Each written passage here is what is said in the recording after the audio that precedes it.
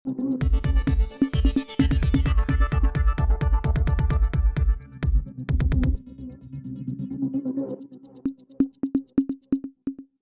Sir. Sir வணக்கம். மொழி சார்ந்த ஒரு சிக்கல் ஒரு தீவிரமான ஒரு பிரச்சனை நோக்கி நகர்ந்துட்டு இருக்குன்னு பார்க்குறோம். பார்லிமெண்ட் வரையும் வந்து அது எதிரொலிக்குது. காரசாரமான விவாதங்கள்லாம் நடக்குது. தமிழர்களுக்கு நாகரிகம் இல்லை அப்படிங்கிற அளவுக்கு வந்து அந்த சொல்ல பேசப்படக்கூடிய இடத்துக்குலாம் வந்து கல்வி அமைச்சர் நகராரு. பாஜக அந்த அளவுக்கு சீரியஸாக நகருது. பிஜேபி வெர்சஸ் டிஎம்கே அப்படின்னு சொல்லி இந்த ஃபைட் வந்து காரசாரமாக தமிழக அரசியலும் இந்திய அரசியலும் பிரதிபலிக்குது. எப்படி பார்க்குறீங்க சார்? இல்லை, இப்போ இந்த மும்மொழி கொள்கை, புதிய கல்விக் கொள்கை ரெண்டையுமே உறுதியாக எதிர்க்கக்கூடிய முதன்மை மாநிலமாக ஒரே மாநிலமாக தமிழ்நாடு மட்டும்தான் இருக்குது. அது அவங்களால தாங்க முடியல. ஏக இந்தியாவும் கிட்டத்தட்ட அவங்க காலடியில் விழுந்து கிடக்குது. மேற்குவங்கம், கேரளம் கூட கிட்டத்தட்ட புதிய கல்விக் கொள்கைக்கு ஒப்புக்கொண்டு விட்டார்கள். கேரளாலலாம் 50 ஆண்டுகளாக மும்மொழி கொள்கை இருக்குது. அதனால் அவங்களுக்கு இது ஒரு பிரச்சனை கிடையாது. இப்போ மும்மொழி கொள்கை என்பது புதிய கல்விக் கொள்கையில் ஒரு பார்ட். அது மட்டுமே பிரச்சனை இல்லை. ஒருவேளை மும்மொழி கொள்கையை எடுத்துகிட்டு அவங்க இருமொழி கொள்கை வந்தால் கூட நியூ எஜுகேஷன் பாலிசியில் ப்ராப்ளம் இருக்குது. நமக்கு நிறையா பிரச்சனை இருக்குது. அவங்க எதெல்லாம் அச்சீவ் பண்ணணும்னு நினைக்கிறாங்களோ அதெல்லாம் நம்ம ஏற்கனவே அச்சீவ் பண்ணிட்டோம். அதோட முக்கியமாக 3ஆம் வகுப்பு, 5ஆம் வகுப்பு, 8ஆம் வகுப்பில் பொதுத் தேர்வு என்பது கல்வி பள்ளி இடைநிற்றலை மிகப்பெரிய அளவில் அதிகரிக்கும்.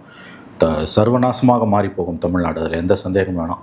ஏன்னா 3ஆம் கிளாஸில் ஃபெயில் பண்ணிங்கன்னா கிராமப்புற மாணவர்கள், நகர்ப்புறங்களில் கூட ஏழை மற்றும் பிற்படுத்தப்பட்ட தாழ்த்தப்பட்ட மக்களுடைய குழந்தைகள் வந்து பள்ளிக்கு வருவதே நின்று போகும். 3ஆம் வகுப்பில், 5ஆம் வகுப்பில், 8ஆம் வகுப்புலலாம் இருந்தால். இஎஸ்எல்சின்னு ஒன்று இருந்தது 8ஆம் கிளாஸில் பொதுத் தேர்வு. ரொம்ப கேள்விப்பட்டிருக்கீங்களா? இஎஸ்எல்சி அதை ஏன் எடுத்தாங்கன்னா, அந்த 8ஆம் கிளாஸில் ஃபெயில் ஆகிட்டானா அதோட படிப்பை நிறுத்திடுவோம். அதனால தான் இஎஸ்எல்சி எடுத்துகிட்டு 10ஆம் கிளாஸ் வரைக்கும் ஃப்ரீ, 10, 12, 13 கொண்டு வந்ததால் தான் இங்கே கிராஜுவேட்ஸ் இவ்வளோ தூரம் வந்தாங்க. குறைஞ்சபட்சம் 12 வரைக்கும் ஏற முடிஞ்சதுக்கு காரணம் 10ஆம் வகுப்புலையும் 12ஆம் வகுப்புலையும் மட்டும்தான் பொதுத் தேர்வுன்றதால். 12ஆம் வகுப்பு முடிச்சுட்டா உயர்கல்விக்கு எப்போ வேணால் போய்க்கலாம். இப்போ 12ஆம் கிளாஸ் முடிச்சுட்டு ஒரு பொண்ணை கல்யாணம் பண்ணி கொடுக்குறாங்கன்னா 10 வருஷம் பொறுத்து அந்த பொண்ணு ஒரு 2 குழந்தைங்களை பெற்றுட்டு அதுக்கு பிறகு கரஸ்பாண்டன்ஸில் படித்து லெக்சரர் ஆகி, வக்கீலாகி, ஜட்ஜ் ஆனவங்கலாம் இருக்காங்க. கல்யாணத்துக்கு பிறகு படித்து வக்கீலுக்கு படித்து ஜட்ஜ் ஆனவங்கெல்லாம் இருக்காங்க. தமிழ்நாட்டிலே இருக்காங்க. முற்பட்ட வகுப்புலேயே இருக்காங்க. பிராமண வகுப்புலேயே இருக்காங்க. அது காரணம் வந்து கிட்டத்தட்ட 12ஆம் வகுப்பு வரைக்கும் நம்ம வந்து இந்த தேர்வை வந்து எல்லாருக்குமான கல்வியை உறுதிப்படுத்துறது. 3ஆம் கிளாஸ்லேயே நீங்கள் பொது தேர்வு அப்படின்னும் போது, அதுவும் அந்த 3ஆம் வகுப்பு பொது தேர்வு அவன் டெல்லியிலேருந்து த்ரூ அவுட் இந்தியா ஒரே மாதிரி நடத்துவான்றாங்க.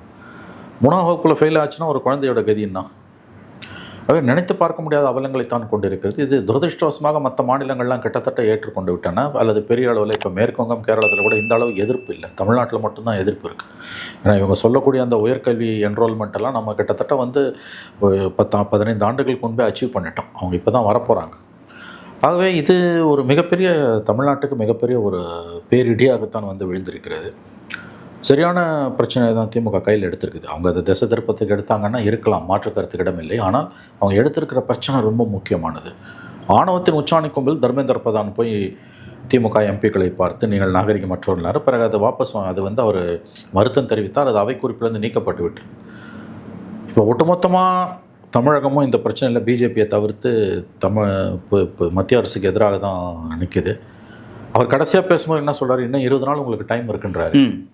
இப்போ 20 நாள் பொறுத்தும் சைன் போடலன்னு என்ன பண்ணுவான்? அந்த 2000 கோடி ரூபாய் கொடுக்க மாட்டான். பிரச்சனை அது கிடையாது. 2000 கோடி கொடுக்கலன்னா வேறு விதத்தில் அந்த பணத்தை தமிழ்நாடு சமாளிக்க முடியும். ஆனால் அவன் அதோடு நிறுத்த மாட்டான். வேறு விதங்களில் மாநிலத்தை டிஸ்டர்ப் பண்ணுற வேலையில் தான் அவங்க இறங்குவாங்க.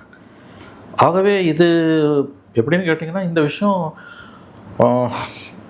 தமிழ்நாடு அரசுக்கு ஒரு பெரிய சிக்கலாக மாறிக்கிட்டு இருக்கு. இப்போ அடுத்து என்னன்றதான் நம்ம பேசணும். திரும்ப வந்து புதிய கல்விக் கொள்கை, மும்மொழி கொள்கை, திமுகவோட கொள்கை என்ன, தமிழ்நாட்டில் பெரும்பாலான கட்சிகளோட கொள்கை என்ன, அவங்க கொள்கை என்ன, பிஜேபியோட கொள்கை என்னன்னு பேசுறதுல ஒரு அர்த்தம் இல்லை. அது ஃபிக்ஸடு பொசிஷன். What next?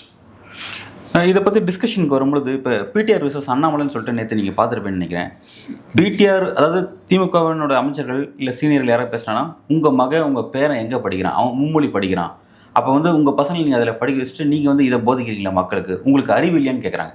இவங்க என்ன சொல்கிறாங்கன்னா, இந்த திட்டமே அறிவில்லாத திட்டம்னு இவங்க சொல்கிறாங்க. ஏன்னா இருமொழியிலே வந்து ஆதாரப்பூர்வம் நிரூபிக்கப்பட்ட திட்டமாக இருக்குது, மும்மொழி வந்து அந்த மாதிரி நீங்கள் நிரூபிக்கலை அப்படின்ற வாதத்தை இவங்க வைக்கிறாங்க.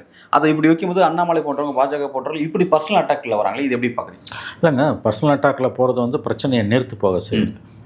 இப்போ பணம் இருக்கவும் பிள்ளைங்க மும்மொழி படிக்குது அப்படின்னா, அங்கே போய் உள்ள உன்னிப்பாக பார்த்தீங்கன்னா பெரிய அளவில் ஒன்றும் மும்மொழியெல்லாம் படிக்கலை, இருமொழி தான் அது. அதே மாதிரி வட இந்தியாவில் இருமொழிலாம் இருமொழி இல்லை, ஒரு மொழி தான். அது பெயருக்கு தான் அந்த மும்மொழின்றது இருக்கும், பெயருக்கு தான் இருமொழின்னு இருக்கும். இப்போ பிரச்சனை வந்து யார் வீட்டு குழந்தை எங்கே படிக்குதுன்றது கிடையாது. ஒரு அரசின் மொழிக் கொள்கை என்பது என்ன? அப்படி பார்த்திங்கன்னா தமிழக அரசோட மொழிக் கொள்கை என்பது இருமொழிக் கொள்கை தான். இப்போ தனியார் பள்ளிகளில் இருக்கக்கூடிய ஹிந்தி படிக்கிறதுன்றது வந்து பார்த்திங்கன்னா இப்போ சிபிஎஸ்சி ஸ்கூல்ஸில் ஏன் நிறைய மாணவர்கள் சிபிஎஸ்சி ஸ்கூல்ஸை ப்ரிஃபர் பண்ணுறாங்கன்னா, போட்டித் தேர்வுகளாக இருக்கக்கூடிய யூபிஎஸ்சியாக இருக்கட்டும் அல்லது ஜேஇஇ மாதிரியான படிப்புகள் அல்லது தேசிய அளவில் நடத்தக்கூடிய மற்ற போட்டித் தேர்வுகளுக்கான பாடத்திட்டம் என்பது சிபிஎஸ்சி அடிப்படையில் தான் வைக்கப்படுது. அதனால தான் சிபிஎஸ்சிக்கு போகிறாங்க. அங்கே ஹிந்தி கட்டாயமாக இருக்குது. லாங்குவேஜை நோக்கி போகல, கண்டிப்பாக போகல. சரி, மேம்போக்காக பார்க்கும்போது பிடிஆர் வீட்டு குழந்தைங்க எங்கே படிக்குது, கனிமொழி பையன் எங்கே படித்தான், திமுக மந்திரிங்க எம்பிஸ் குழந்தைங்கள்லாம் எங்கே படித்தாங்க, அவங்க ஹிந்தி படிக்கலையா மும்மொழி படிக்கலையான்றது மேம்போக்காக பார்க்கும்போது நியாயமாக இருக்கும். கொஞ்சம் டீப்பாக பார்த்தீங்கன்னா பிரச்சனை அது கிடையாது. பிரச்சனை ஒரு மாநிலத்தோட மொழிக் கொள்கை என்பது என்ன, ஏன் நம்ம வந்து இந்திக்கு பதிலாக இந்தியை வைக்க வேணாம்னு சொல்லிட்டு ஆப்ஷனலாக வச்சுட்டு மும்மொழி கொள்கையை எதிர்த்துட்டு ஆங்கிலத்தையும் தமிழையும் மட்டும் வச்சுருக்கோம். ஆங்கிலத்தை ரீப்ளேஸ் பண்ணிவிட்டு ஹிந்தி வரணுன்றது தான் பிஜேபியோட லாங் டேர்ம் ஸ்ட்ராட்டஜி. அதுதான் வந்து 1947 சுதந்திரத்துக்கு பிறகு அரசியலமைப்பு சாசனத்திலே அடுத்த 15 ஆண்டுகளுக்கு ஆங்கிலம் இணைப்பு மொழியாக இருக்கும், அதுக்கு பிறகு ஹிந்தி வரணும்னு தான் சொல்லுது. அதில் தான் 65 பிரச்சனை வருது, அதில் தான் வந்து மிகப்பெரிய அளவில் ரத்த களரி வருது. அதுக்கு பிறகு தான் வந்து உங்களுக்கு வந்து அந்த உத்தரவாதம் கொடுக்கப்படுது, இந்தி பேசாத மாநிலங்கள் விரும்பும் வரையில் அவர்களுக்கு வந்து ஆங்கிலம் தொடர்பு மொழியாக இருக்கலாம். ஆகவே இந்த பிரச்சனையை நம்ம இப்படி தான் பார்க்கணும். இதை வந்து மேம்போக்காக வந்து பிடிஆர் வீட்டு பசங்க, திமுக மந்திரிங்க எம்பிஸ் வீட்டு குழந்தைங்கள்லாம் எங்கே படிக்கிறாங்க, அவங்க பேரப்பிள்ளைங்க கொள்ளு பேரனுங்க எங்கே படிக்கிறாங்கன்றது சரியான பார்வை அது கிடையாது. ஆங்கிலத்தோட இடத்தை இட்டு நிரப்ப ஹிந்தி வந்து கொண்டிருக்கிறது என்பதுதான் பிரச்சனை. அதை ஒருபோதும் நம்ம அனுமதிக்க முடியாது. இப்போ சரிபாதி ஸ்கூலில் ஹிந்தி படிக்கிறாங்க, அப்படி பார்த்திங்கன்னா ப்ரைவேட் ஸ்கூல்ஸில் இருக்குது, சிபிஎஸ்சியில் இருக்குது. அவங்கெல்லாம் நல்லா போய் பார்த்திங்கன்னா ஹிந்தியில் வந்து ஒரு பேரளவில் தான் நாலேஜ் இருக்குமே, வேறு ஒன்றும் கிடையாது. இவங்க கொண்டு வர விரும்புவது என்னென்னா ஆங்கிலத்தை நகர்த்திட்டு ஹிந்தியை கொண்டு வரணும். கம்யூனிகேஷனெல்லாம் ஹிந்தியில் அனுப்பலாம். இப்போ ஒரு தமிழ்நாடு எம்பி ஒரு மத்திய மந்திரிக்கு ஆங்கிலத்தில் கடிதம் எழுதுனா, நீ ஆங்கிலத்தில் எழுதணும் இல்லை தமிழில் எழுதணும், நீ ஹிந்தியில் எழுதுற, இது எவ்வளோ பெரிய ஆணம்.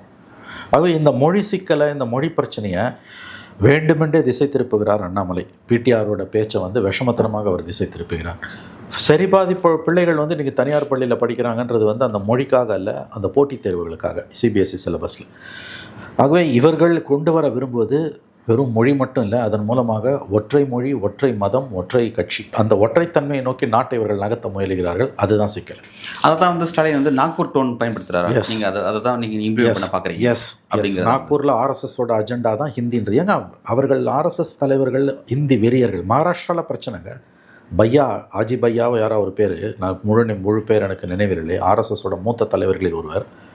அவர் மராத்தி மொழியை பற்றி பேசியது ஒரு பெரிய சர்ச்சையாகி இருக்கிறது.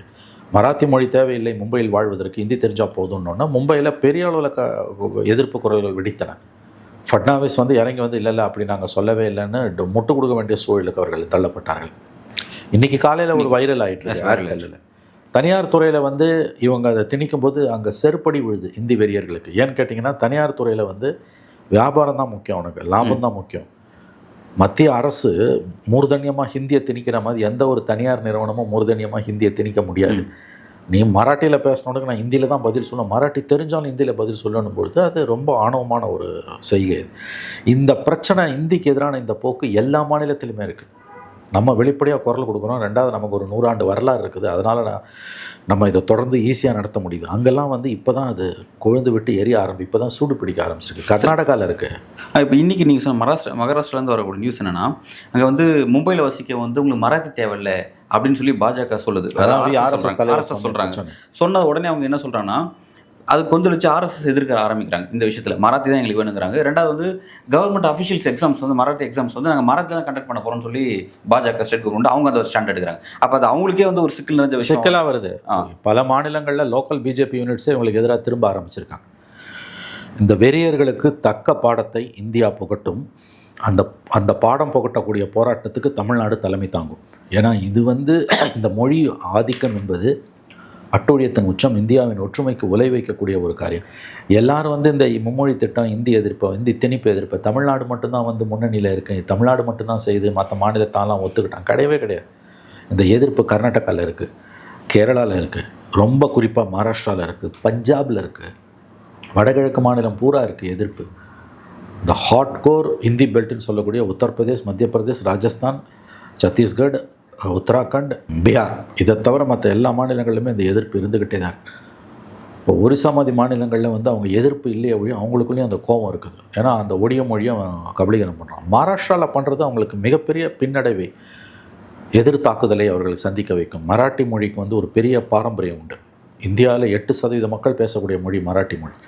அந்த மராட்டி மொழியை வந்து அவங்க ஹிந்தியை விரும்பி கற்றுக்குறாங்க. ஏன்னா பாம்பே ஒரு பிஸ்னஸ் கேபிட்டலாக இருக்கிறதால ஹிந்தி, உருது ரெண்டுமே ஈஸியாக கற்றுக்குறாங்க. இப்போ பாம்பேயில் போய் இருக்கக்கூடிய வயிற்று பழிப்புக்காக பாம்பேக்கு ஓடக்கூடிய ஒரு சிறுவன், ஒரு 15 வயது சிறுவன், ஒரு 10 ஆண்டுகளில் அவன் பாம்பேயில் தான் வசிக்கிறான்னா, தமிழ்நாட்டிலேருந்து போகிறான், தமிழ் எழுத படிக்க தெரியும், வேறு அளவு ஆங்கிலம் சொற்ப அளவில் தெரியும், அவ்வளோதான். இதை மட்டும் வச்சுட்டு அங்கே போகிறான்னா, 15 வயது பையன் 10ஆம் கிளாஸ் முடிச்சுட்டு வேலை தேடி ஓடுறான்னா, 10 வருஷத்தில் 25 வயதில் அவன் எத்தனை மொழிகள் சரளமாக பேசுவான்னா, ஹிந்தி, உருது, மராட்டி, இது 3 மொழிகளையும் அவன் சரளமாக பேசுவான். ஏன்னா நிர்பந்தம் அவனுக்கு, வாழ்க்கை போராட்டத்தில் இந்த மொழிகளை கற்க வேண்டிய நிர்பந்தம் அவனுக்கு இருக்குது. இவர்கள் வெறியர்கள், ஆர்எஸ்எஸ்காரர்கள், மொழி வெறியர்கள். அவங்க வந்து இன்றைக்கி எந்த இந்தி மாநிலங்களையும், இந்தி பேசாத மாநிலங்களையும் அவங்களுக்கு பெரிய அளவில் செல்வாக்கு இருக்கோ அந்த மாநிலங்களிலேயே அவர்கள் மிகப்பெரிய பின்னடைவை வரும் ஆண்டுகளில் சந்திப்பார்கள். அதுக்குள்ளே வந்து இதை எப்படியாவது புகுத்திடணும்னு பார்ப்பாங்க. சார், ஆனால் இப்போ இந்த சப்ஜெக்ட்லாம் பார்க்கும்பொழுது இன்றைக்கி வந்து முரசொலியில் தலையங்கள் எழுதப்பட்டது ஞாபகம் வருது.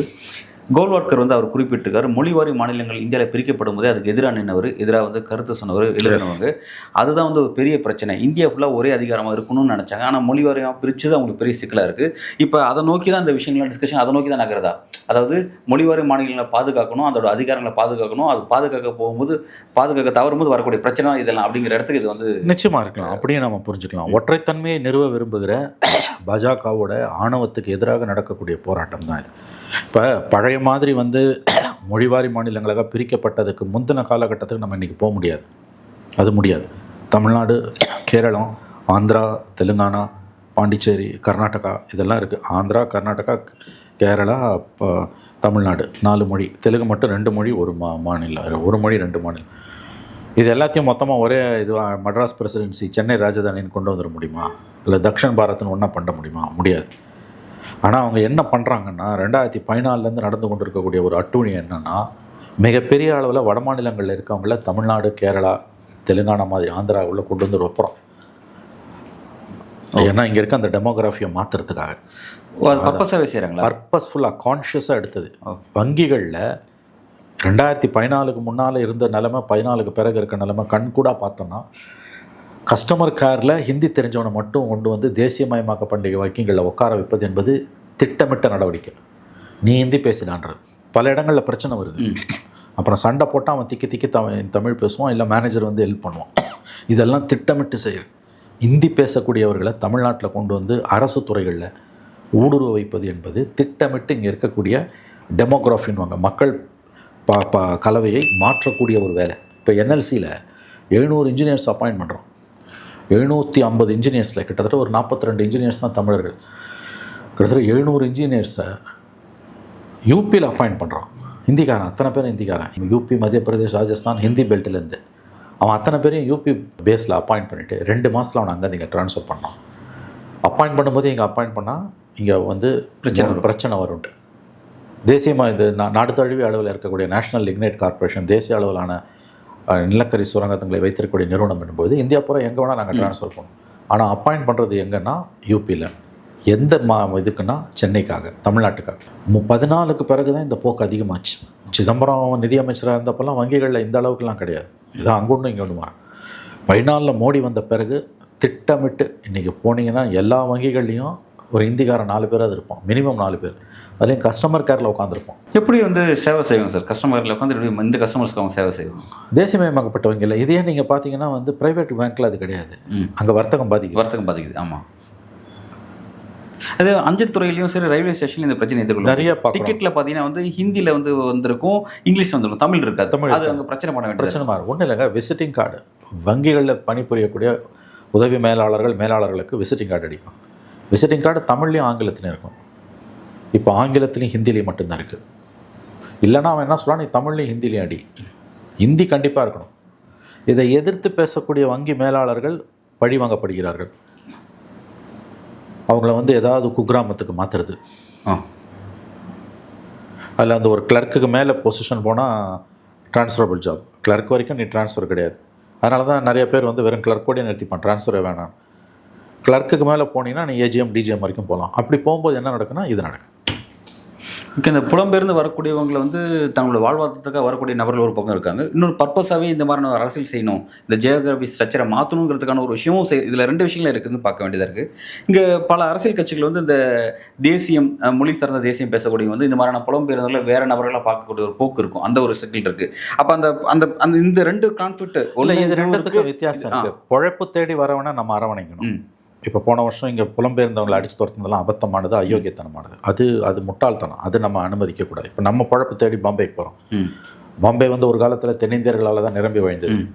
குஜராத்திஸும் தென்னிந்தியர்களும் தான் பாம்பேவை வந்து வாழ வச்சாங்க. குஜராத்திஸ் வந்து வர்த்தக ரீதியாகவும் லேவாதேவி பிஸ்னஸும். ஆனால் உடல் உழைப்பால் பாம்பேயை உயர்த்தியவர்கள் யாருன்னா தென்னிந்தியர்கள், தமிழர்களும் கர்நாடக மாநிலத்தை சேர்ந்தவர்களும் தெலுங்கர்களும் மலையாளிஸும். இது வேறு. ஆனால் இன்றைக்கி பர்பஸ்ஃபுல்லாக ஒயிட் காலர் ஜாபில் மத்திய அரசு பணியிடங்கள்லேருந்து தமிழ்நாட்டை கொண்டு வந்து டிரான்ஸ்ஃபரில் படுறதுன்றது வந்து இது வந்து மக்களுக்கு இனக்கலப்புனால அந்த மாதிரி இது 2த்தையும் நம்ம வேறுபடுத்தி பார்க்கணும். இங்கே வேலை தேடி வரான். இப்போ நீங்கள் வந்து construction sector, hotel industry, road போடுறது, இந்த மாதிரியான வேலைகளுக்கெல்லாம் இங்கே வந்து வட இந்தியர்களும் மேற்கு இந்தியாவிலேருந்து கிழக்கு இந்தியாவிலேருந்து வராங்க. அவங்க வந்து நம்முடைய சகோதரர்கள். அவன் பொழப்பு தேடி வரான். ஆனால் பேங்க்கில், என்எல்சியில், ஐஓசியில், ஓஎன்ஜிசியில், மத்திய அரசு அலுவலகங்களில் மொத்தமாக அங்கேருந்து கொண்டு வந்து இங்கே போடுறான் பார்த்தீங்களா, அது அயோக்கியத்தனமானது. இது 2த்துக்குமான வித்தியாசத்தை நம்ம புரிஞ்சுக்கணும். யார் வேணால் எங்கே வேணால் போய் வேலை செய்யலாம். அதாவது ரெஃப்யூஜிஸ்ன்ற கான்செப்டே கிடையாது எங்கேயுமே. இந்த உலகம் வந்து எல்லாருக்கும் சொந்தமானது. அதனால தான் 2 வருஷத்துக்கு முன்னால் இங்கே புலம்பெயர் வந்தவங்களுக்கு எதிராக தாக்குதல் வரும்போது ஒட்டுமொத்த தமிழ்நாடே அதை எதிர்த்துது. அவன் பழப்பு தேடி வரான். அவனை நம்ம அரவணைக்கணும். அவனுக்கு ரேஷன் கார்டு கொடுக்கணும்.